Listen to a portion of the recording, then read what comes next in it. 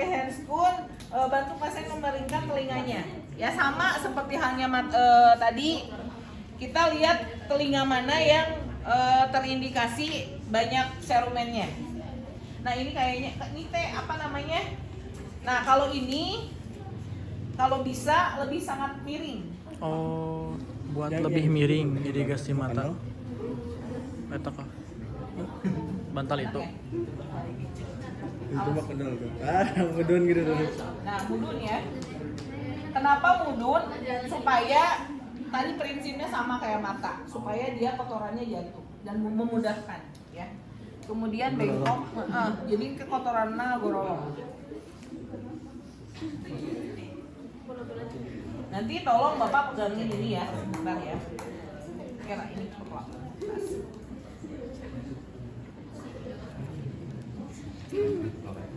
Handuk ben.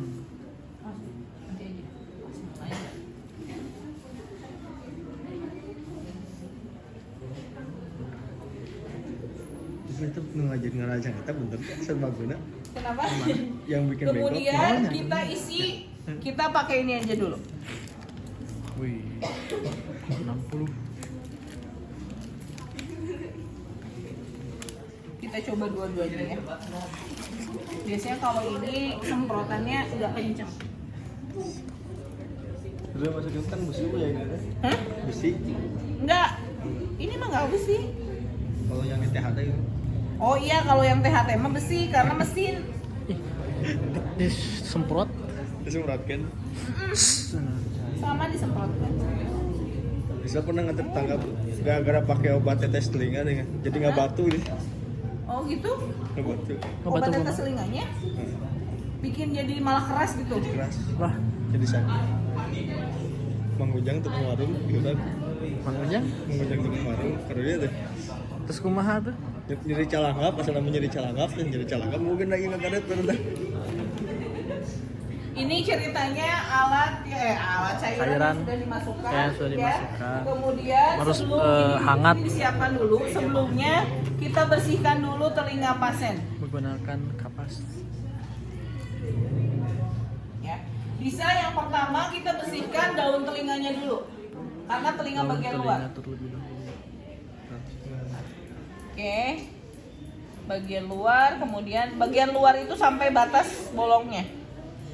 Ya. Kemudian kalau memang terlihat ada kotoran di luarnya, kita bisa bersihkan juga dengan cotton bud. Teka tinggalinya, teka tinggalina bujur ibu.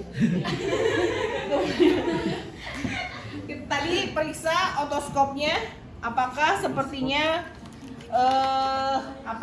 banyak banget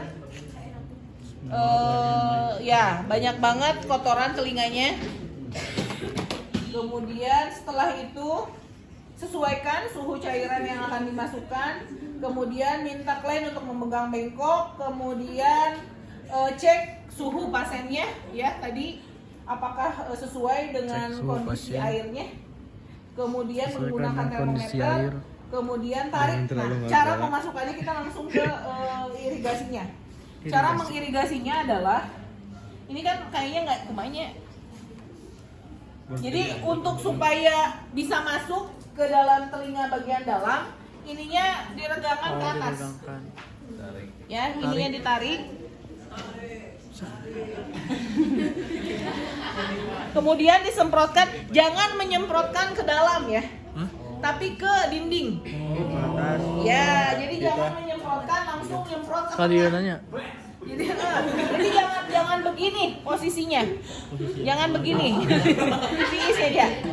Ya, tapi nyemprot makanya ini terlalu besar kalau untuk telinganya Eja telinganya kecil. Ya. Jadi kayaknya harus pakai spet. Jadi kalau pakai spet kayak gini ini juga sama.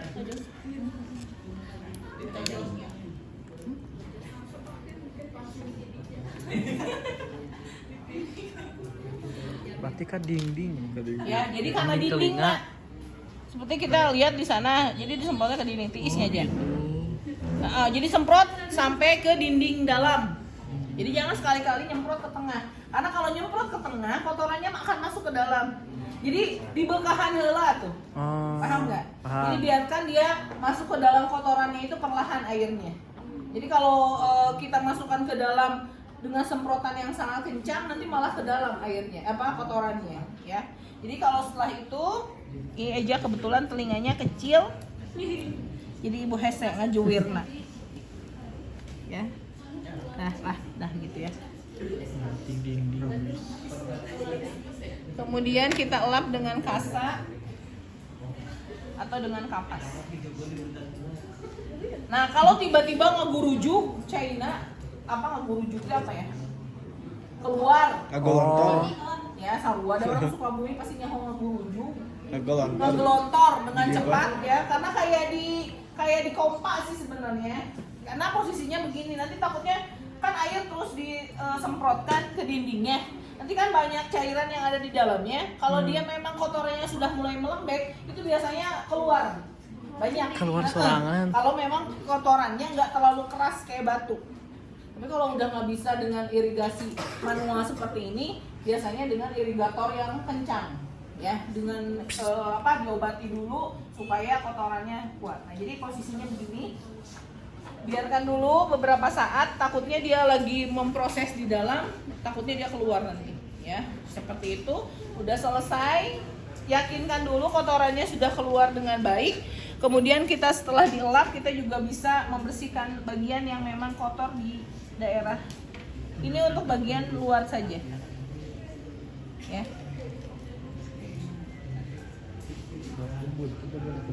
Nggak usah, jangan, karena lagi banyak cairan di dalamnya.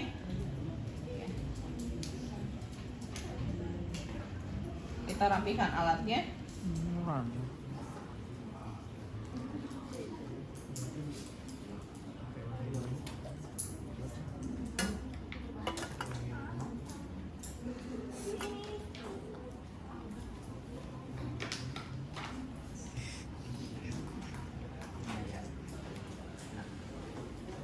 Nah, kalau sepertinya pada saat kita melakukan irigasi terlihat indikasi kotorannya belum tampak keluar, usahakan posisi pasiennya masih pada kondisi miring.